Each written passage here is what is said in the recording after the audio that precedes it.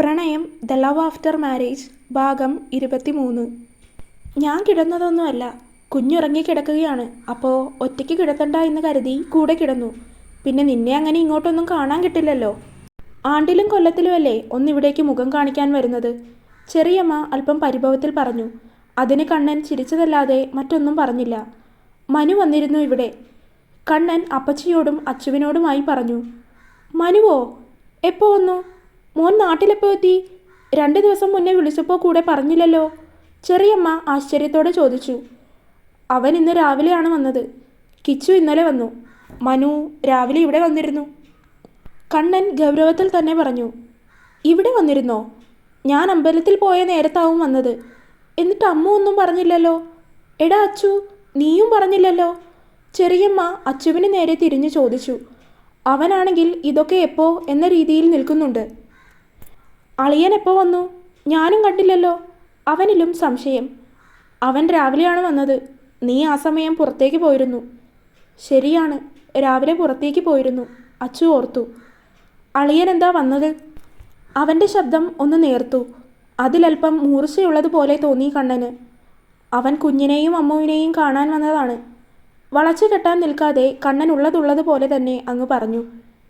ഇനി അതിൻ്റെ ആവശ്യമുണ്ടോ ഏട്ടാ? ഇത്ര നാളില്ലാതിരുന്നതൊക്കെ ഇനി എന്തിനാ? അവൻ്റെ ശബ്ദത്തിൽ ആകെ ഒരു വ്യത്യാസം. അച്ചു, ചെറിയമ്മ ശകാരത്തോടെ അവനെ വിളിച്ചു. അവൻ പറഞ്ഞതിൽ തെറ്റില്ല ചെറിയമ്മേ. അതല്ലേ സത്യം. ഇത്ര നാളും ഇല്ലാതിരുന്നതൊന്നും ഇനി ആവശ്യമില്ല. കണ്ണനും തിരികെ പറഞ്ഞു.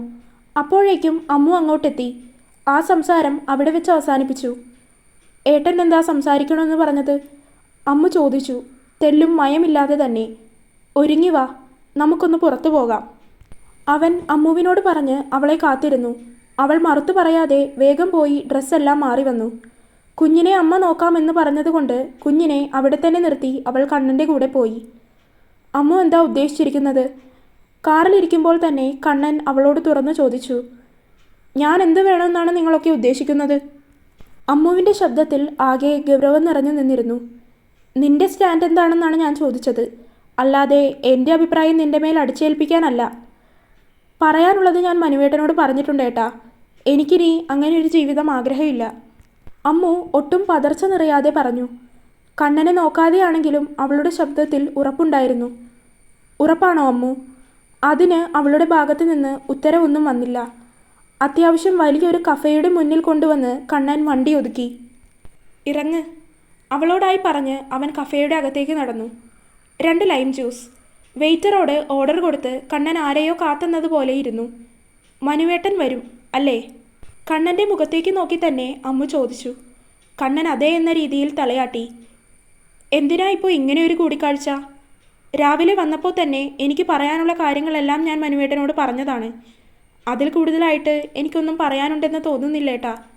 അമ്മുവിൻ്റെ ശബ്ദത്തിൽ ഒരു താല്പര്യമില്ലായ്മ പോലെ തോന്നി കണ്ണന്. അമ്മു, ഇത് നീ വിചാരിക്കും പോലെ അത്ര എളുപ്പമുള്ള കാര്യമല്ല. നിങ്ങൾ 2 പേരും ഭാര്യാഭർത്താക്കന്മാരാണ്. അതിലുപരി ഒരു കുഞ്ഞിൻ്റെ അമ്മയും അച്ഛനുമാണ്. ആ ഒരു സ്ഥാനത്ത് നിന്ന് കൂടി ചിന്തിക്കണം. കണ്ണൻ അല്പം കാര്യമായി തന്നെ പറഞ്ഞു. ഒരിക്കലും മനുവിനെ ന്യായീകരിക്കാൻ അവൻ ശ്രമിച്ചില്ല. പക്ഷേ എന്നിരുന്നാലും ഒരു കുഞ്ഞിൻ്റെ അച്ഛനും അമ്മയും എന്ന നിലയിൽ കൂടി 2 പേരും എന്തെങ്കിലും തീരുമാനമെടുക്കുന്നതിന് മുന്നേ ഓർക്കണം. അതുകൊണ്ടാണ് കണ്ണൻ അങ്ങനെയൊരു കാര്യം വിശദമായി തന്നെ അവൾക്ക് വേണ്ടി പറഞ്ഞു കൊടുത്തതും പോലും. എനിക്കറിയാം ഏട്ടാ, ഞാൻ ഇന്നൊരു കുഞ്ഞിൻ്റെ അമ്മയാണ്. ആ ഒരു കാര്യം മാത്രമാണ് ഇന്ന് ഞാൻ ജീവിക്കുന്നതിൻ്റെ ആധാരം, അമ്മു പറഞ്ഞു. അവളുടെ സംസാരത്തിലും പ്രവൃത്തിയിലുമെല്ലാം വല്ലാതെ പക്വത നിറഞ്ഞതുപോലെ തോന്നി കണ്ണന്. ശരിക്കും ഒരമ്മയുടേതെന്നതുപോലെ. ചെറിയ കുട്ടികളെപ്പോലെ തുള്ളിച്ചാടി നടന്നിരുന്നവളിൽ നിന്ന് ഒരമ്മയിലേക്കുള്ള മാറ്റം കണ്ണൻ അവളിൽ നല്ല രീതിയിൽ കണ്ടു. മനുവിനെ നീ ഇന്ന് എത്രത്തോളം ഇഷ്ടമല്ല എന്ന് പറഞ്ഞാലും മനസ്സുകൊണ്ട് നിനക്ക് ഒരിക്കലും അവനെ വെറുക്കാനാവില്ല എന്നത് എനിക്കും നിനക്കും ഒരുപോലെ അറിയുന്ന കാര്യമാണ്. കണ്ണൻ പറഞ്ഞതും അവളൊന്ന് ചിരിച്ചു. ആ ചിരിയിൽ വേദന കലർന്നിരുന്നത് കണ്ണൻ എളുപ്പം മനസ്സിലായി. ഇഷ്ടമല്ല എന്ന് ഞാൻ ഒരിക്കലും പറയില്ല. കാരണം അങ്ങനെ പറഞ്ഞാൽ അത് ഞാൻ പറയുന്ന ഏറ്റവും വലിയ കള്ളമാകും. ജീവിതത്തിൽ ഞാൻ ഏറ്റവും കൂടുതൽ സ്നേഹിച്ചത് മനുവേട്ടനെയാണ്. ഇനി അങ്ങോട്ട് സ്നേഹിക്കുന്നതും അദ്ദേഹത്തെ തന്നെയായിരിക്കും. പക്ഷേ അയാളിലുള്ള എൻ്റെ വിശ്വാസം നഷ്ടപ്പെട്ടിരിക്കുന്നു. അതിന് വീണ്ടെടുക്കണമെങ്കിൽ ഒരുപാട് നാളുകൾ ചിലപ്പോൾ എടുത്തേക്കും. ചിലപ്പോൾ അങ്ങനെയൊന്നും ഉണ്ടാവില്ല എന്നും വരാം. അമ്മുവിന് അവളുടെ കാര്യത്തിൽ വ്യക്തമായ തീരുമാനങ്ങളുണ്ടായിരുന്നു. ആ സമയത്താണ് മനു അങ്ങോട്ട് വരുന്നത്. അവൻ ഒറ്റയ്ക്കായിരുന്നു വന്നത്. മനു അവൾക്കെതിരായി വന്നിരുന്നു. അമ്മു അവനിൽ നിന്ന് മുഖം തിരിച്ചു. മനുവിൻ്റെ ചുണ്ടിൽ വേദനയോടെ ഒരു ചിരി വിരിഞ്ഞു. കുറച്ചു സമയം ആരും ഒന്നും മിണ്ടിയില്ല. രണ്ടുപേരും എന്ത് തീരുമാനിച്ചു? മനുവിനോടും അമ്മുവിനോടുമായി കണ്ണൻ ചോദിച്ചു. രണ്ടുപേരും മുഖത്തോട് മുഖം നോക്കി. മനു നിഷ്കളങ്കമായി ദയനീയത നിറഞ്ഞ മുഖത്തോടെ കണ്ണനെ നോക്കി. കണ്ണൻ അതിന് അവനെ ഒന്ന് കൽപ്പിച്ചു നോക്കി. തൽക്കാലത്തേക്ക് എനിക്ക് ക്ഷമിക്കാൻ ഉദ്ദേശമില്ല ഏട്ടാ. ഇപ്പോൾ ഇങ്ങനെ തന്നെ പോട്ടെ. ക്ഷമിക്കാൻ പറ്റുന്നൊരവസരം ഒത്തുവരികയാണെങ്കിൽ ഞാൻ ക്ഷമിക്കാം. അമ്മു ഉറപ്പോടെ തന്നെയാണ് പറഞ്ഞത്. മനു അവളെ തന്നെ നോക്കിയിരുന്നു പോയി. വിവാഹം കഴിഞ്ഞ് പ്രഗ്നൻ്റ് ആയപ്പോൾ വരെ കുഞ്ഞു കുട്ടികളുടെ കണക്ക് വാശി കാണിച്ചിരുന്ന പെൺകുട്ടിയാണ്. ഇന്നിപ്പോൾ ശരിക്കും മുതിർന്ന ഒരാളെ പോലെ അത്രയും ഉറച്ച തീരുമാനങ്ങൾ എടുക്കുന്നതും പറയുന്നതും. അപ്പോൾ ഇനി ഈ ഒരു കാര്യത്തിൽ ഞാൻ ഇടപെടില്ല. പിന്നെ എന്ത് തീരുമാനമെടുക്കുന്നതിന് മുന്നേയും നിങ്ങൾ രണ്ടുപേരും ഒരു കുഞ്ഞിൻ്റെ അച്ഛനും അമ്മയുമാണ് എന്നത് ഓർക്കുക. കണ്ണൻ എഴുന്നേറ്റു. എന്തെങ്കിലും പറയാനുണ്ടെങ്കിൽ രണ്ടുപേരും സംസാരിച്ച് തീർക്ക്. വേണ്ടേട്ടാ, കുഞ്ഞുണരും. അതിനു മുന്നേ എനിക്ക് വീട്ടിലെത്തണം. അവൻ്റെ ഒപ്പം തന്നെ അമ്മു എഴുന്നേറ്റു. അത് പറഞ്ഞ് പോകാനൊരുങ്ങിയ കണ്ണനെ തടഞ്ഞുകൊണ്ട് അമ്മു പറഞ്ഞു. അത് കേട്ടതും കണ്ണൻ്റെ നോട്ടം ആദ്യം പോയത് മനുവിൻ്റെ നേർക്കാണ്. അവൻ്റെ മുഖത്തെ ദയനീയത കണ്ണനെ നോവിച്ചുവെങ്കിലും അത് അവൻ അർഹിക്കുന്നുണ്ട് എന്ന് അവൻ്റെ മനസ്സിലിരുന്ന് ആരോ പറഞ്ഞു. അമ്മുവും കണ്ണനും പോകുന്നത് നോക്കി നിർജീവമായി നിൽക്കാൻ മാത്രമേ മനുവിനായുള്ളൂ. കാറ് നിർത്തിയതും കുഞ്ഞിൻ്റെ കരച്ചിലാണ് കേട്ടത്. അവൾ വേഗം അകത്തേക്ക് ഓടിക്കയറി കുഞ്ഞിനെ വാരിയെടുത്തു. അമ്മയുടെ പൊന്നെ, കരയില്ലേടാ. ഇത്ര നേരം ഉറക്കമായിരുന്നു. എഴുന്നേറ്റപ്പോൾ നിന്നെ കാണാത്തത് കൊണ്ടാണെന്ന് തോന്നുന്നു. കരയാൻ തുടങ്ങിയിട്ട് നിർത്തുന്നില്ല. അമ്മ കുഞ്ഞിനെ അവളുടെ കയ്യിലേക്ക് കൊടുത്തു. കണ്ണനും അകത്തേക്ക് കയറി. എന്താടാ? ഓ ഓ, അമ്മ വന്നല്ലോ. കരയില്ലേ പൊന്നെ. അവൾ കുഞ്ഞിനെ എടുത്ത് തോളത്തിട്ട് തട്ടി. കുഞ്ഞിൻ്റെ കരച്ചിൽ നിൽക്കാതെയായതും അമ്മുവിൻ്റെ കണ്ണുകളും നിറഞ്ഞു വന്നു. അവളുടെ കണ്ണുകളും നിറഞ്ഞൊഴുകി. കുഞ്ഞുമായി അവൾ മുറിയിലേക്ക് കയറി. കുഞ്ഞിൻ്റെ മുഖം മാറിലേക്ക് അമർത്തിയതും അത് കരച്ചിൽ നിർത്തി മാറിലെ അമൃത് നുകർന്നു. ചെറിയ മൂളൽ മാത്രമായി കുഞ്ഞിൻ്റെ കരച്ചിൽ ഒതുങ്ങിപ്പോയി. കട്ടിലിരുന്ന് അവൾ കുഞ്ഞിനെ തന്നെ നോക്കിയിരുന്നു. ശരിക്കും അനുവേട്ടനെ പോലെയാണ്. അവനെ വാർത്തെടുത്തതുപോലെ. ആ ഒരു ചിന്തയിൽ അവളുടെ കണ്ണിൽ നിന്നും 2 തുള്ളി കണ്ണുനീർ അടർന്നു വീണു. ആരുടെ മുന്നിലും കരയില്ല എന്ന് തീരുമാനിച്ചു പോയി. പക്ഷേ എത്രമാത്രം തന്നെക്കൊണ്ട് ഇതെല്ലാം സാധിക്കും എന്നതിന് യാതൊരു പിടിയും അവൾക്കുണ്ടായിരുന്നില്ല. എത്ര നാളാണെന്നറിയില്ല. എങ്കിലും കുറച്ചു നാളെങ്കിലും അവനിൽ നിന്ന് അകന്നു നിൽക്കണമെന്ന് മനസ്സിൽ ഉറച്ച തീരുമാനം അമ്മു എടുത്തു. ദിവസങ്ങൾ മാറ്റമില്ലാതെ കടന്നുപോയി. യാതൊരു വ്യത്യാസവുമില്ലാതെ 1 മാസം തെന്നി നീങ്ങി. അമ്മുവും മനുവും ഇപ്പോഴും അങ്ങനെ തന്നെ. കണ്ണൻ്റെ കമ്പനി ഇവിടെ വർക്ക് ചെയ്തു തുടങ്ങി. മനുവും കിച്ചുവും ഇപ്പോൾ ഇവിടെ തന്നെയാണ് വർക്ക് ചെയ്യുന്നത്. ശ്രീയുടെയും ദേവുവിൻ്റെയും കോളേജ് പഠനം മുറക്കി നടക്കുന്നുണ്ട്. മനുവിൻ്റെ കാര്യത്തിൽ ഇത്രനാളായിട്ടും യാതൊരയവും അവളുടെ ഭാഗത്തു നിന്നും ഉണ്ടായിട്ടില്ല. മനു സംസാരിക്കാൻ ശ്രമിച്ചാൽ പോലും അമ്മു ഒഴിഞ്ഞു മാറുകയാണ്. അവന് എന്ത് ചെയ്താണ് ഇതിനൊരു പരിഹാരം കാണേണ്ടത് എന്നറിയില്ലായിരുന്നു. കണ്ണനും ശ്രീയും ശാന്തമായി ഒഴുകുന്ന പുഴ പോലെ ഇപ്പോഴും പരസ്പരം പ്രണയം കൈമാറിക്കൊണ്ടിരിക്കുകയാണ്. കരയിലേക്കടുക്കുന്ന തോണി പോലെ ഓരോ ദിവസവും രണ്ടുപേരും ശക്തമായി പ്രണയിച്ചു. അവളുടെ ഉള്ളിലുണ്ടായിരുന്ന എല്ലാ തരത്തിലുള്ള ഇൻസെക്യൂരിറ്റിയും അവൻ ഇല്ലാതെയാക്കി. അവൾക്ക് അവൻ എന്നൊരു സംരക്ഷണം എപ്പോഴും കാവലായി നിന്നു. ക്ലാസ്സിൽ പോകുന്നതിനും വരുന്നതിനും ഒന്നും അവൾക്കിപ്പോൾ യാതൊരു ബുദ്ധിമുട്ടുമില്ല. സാധാരണ ഒരു ജീവിതത്തിലേക്ക് അവൾ തിരിച്ചു കയറി. ഉള്ളിലുള്ള കൈപ്പേറിയ അനുഭവങ്ങളും ഓർമ്മകളും അവൾ മനസ്സിൻ്റെ ഒരു മൂലയിൽ താഴിട്ട് പൂട്ടി. കാരണം അത് എളുപ്പത്തിൽ മറന്നു കളയാൻ കഴിയുന്നതല്ലല്ലോ. അതുകൊണ്ട് അത് ഓർക്കാൻ ശ്രമിക്കാറില്ല എന്ന് പറയുന്നതാവും ശരി. അങ്ങനെ ഇന്നൊരു തിങ്കളാഴ്ചയാണ്. പൊതുവെ ദേവുവിനും ശ്രീക്കും ഈ ഒരു ദിവസം എല്ലാവരുടെയും പോലെ തന്നെ ക്ലാസ്സിൽ പോകാൻ അല്പം മടിയാണ്. ദേവുവിന് ഇത് മുന്നേയുള്ള കാര്യമാണെങ്കിലും ശ്രീ ഈടെയാണ് ഇങ്ങനെയുള്ള മടിയൊക്കെ കാണിച്ചു തുടങ്ങിയത്. കണ്ണൻ്റെ നെഞ്ചിൽ തലവെച്ച് ഉറക്കമാണ് ശ്രീ. കണ്ണൻ കുറച്ചു സമയമായി ഉണർന്നു കിടപ്പാണ്. പക്ഷേ ശ്രീ അവൻ്റെ ദേഹത്ത് തലവെച്ച് കിടന്ന് സുഖമായി ഉറങ്ങുന്നത് കണ്ട് കണ്ണന് അവളെ വിളിച്ചുണർത്താൻ തോന്നിയില്ല.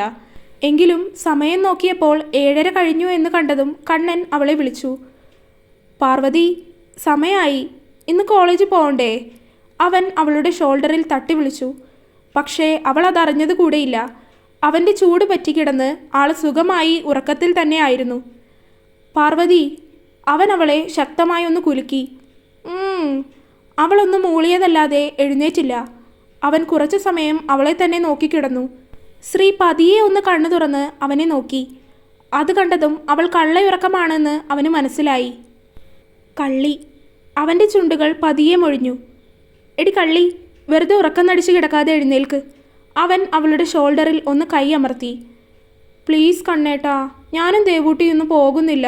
എന്തിനാണെന്ന്? അവൾ കണ്ണുപോലും തുറക്കാതെ ചിണുങ്ങി. ഓ, അപ്പോൾ ഇന്ന് രണ്ടുപേരും കൂടെ ചേർന്നുള്ള പ്ലാനാണല്ലേ? നടപ്പില്ല. അങ്ങനെ ആവശ്യമില്ലാതെ അറ്റൻഡൻസ് കളയാനൊന്നും പറ്റില്ല പാർവതി. പോകാൻ നോക്കിക്കോ, രണ്ട് മടിച്ചികൾ. അവൻ അവൾക്ക് നോവാത്ത രീതിയിൽ അവളുടെ കയ്യിലൊന്ന് നുള്ളി. അതിൽ ശ്രീ അവനെ കണ്ണു തുറന്നു നോക്കി. പരിഭവത്തോടെ അവൻ്റെ നെഞ്ചിൽ നിന്ന് തലയുയർത്തി അവൾ എഴുന്നേറ്റ് ഡ്രസ്സും സാധനങ്ങളും എല്ലാം എടുത്ത് വാഷ്റൂമിലേക്ക് നടന്നു. അവൻ മുഖമൊന്ന് കഴുകിയതിനു ശേഷം താഴേക്ക് നടന്നു. അല്ലെങ്കിൽ താഴെ കിടന്നുറങ്ങുന്ന ആളും ഇതുപോലെ മടി പിടിച്ച് കിടപ്പായിരിക്കും. രണ്ടുപേരും ചേർന്നെടുത്തിരിക്കുന്ന പ്ലാനാണെന്ന് മനസ്സിലാക്കി കണ്ണൻ ദേവുവിനെ ഉണർത്താനായി താഴേക്ക് നടന്നു. താഴെ ചെന്ന് ദേവുവിനെയും വിളിച്ചുണർത്തി. അവിടെ നിന്നും ശ്രീയുടെ കയ്യിൽ നിന്ന് കിട്ടിയ അതേ മറുപടിയാണ് കണ്ണന് കിട്ടിയത്. അവളെയും ഒരു ഉമ്മയൊക്കെ കൊടുത്ത് അവൻ വിളിച്ചുണർത്തി. പാർവതി പോകാൻ റെഡിയാവാൻ കയറി. കട്ടിലിൽ നിന്ന് അവളെ വിളിച്ചെഴുന്നേൽപ്പിച്ചിരുത്തിക്കൊണ്ട് അവൻ പറഞ്ഞു, ഞങ്ങൾ ഇന്ന് പോകുന്നില്ലേട്ടാ. എന്താ കാര്യം? കണ്ണൻ അവളെ ഒന്ന് ചൂഴ്ന്നു നോക്കി. രണ്ടുപേരും കൂടി എന്തോ കള്ളത്തരം ഒപ്പിക്കുന്നുണ്ട്. അതുപോലെയാണ് മുഖഭാവമൊക്കെ. സെമിനാറുണ്ട്, പക്ഷെ ഞങ്ങൾ മറന്നുപോയി. ഇന്നലെ ഗ്രൂപ്പിൽ മെസ്സേജ് ഇട്ടപ്പോഴാണ് ഞങ്ങൾ അറിഞ്ഞത്. ഞങ്ങൾ പ്രിപ്പയർ ആയിട്ടില്ല. ദേവു മുഷിച്ചിലോടെ പറഞ്ഞു. രണ്ടുപേർക്കും സാറ്റർഡേ സൺഡേ ഇവിടെ എന്തായിരുന്നു ജോലി? മല മറിക്കാനൊന്നും ഉണ്ടായില്ലല്ലോ. ദേവു മുഖം വീർപ്പിച്ചു. നീ കൂടുതൽ പിണക്കം കാണിക്കാൻ നിൽക്കണ്ട. വേഗം റെഡിയായി ക്ലാസ്സിൽ പോകാൻ നോക്ക്. എന്നിട്ട് രണ്ടും കൂടി പ്ലാൻ ചെയ്ത് ഓരോ അടവ് കാണിക്കാൻ ഇറങ്ങിയിരിക്കുകയാണ്. എന്നിട്ടോ ഇന്നലെ വൈകിട്ട് കറങ്ങാൻ പോകാനൊക്കെ എന്ത് ഇൻട്രസ്റ്റ് ആയിരുന്നു. കണ്ണൻ കപട ഗൗരവത്തിൽ അവളോട് പറഞ്ഞു. ദേവു മനസ്സില്ലാ മനസ്സോടെ കട്ടിലിൽ നിന്ന് എഴുന്നേറ്റ് ബാത്റൂമിലേക്ക് നടന്നു. കൂട്ടത്തിൽ കണ്ണനെ നോക്കി ദേഷ്യം കാണിച്ച് മുഖം വീർപ്പിക്കാനും അവൾ മറന്നില്ല. അധികം വൈകാതെ രണ്ടുപേരും ഒരുങ്ങിയിറങ്ങി.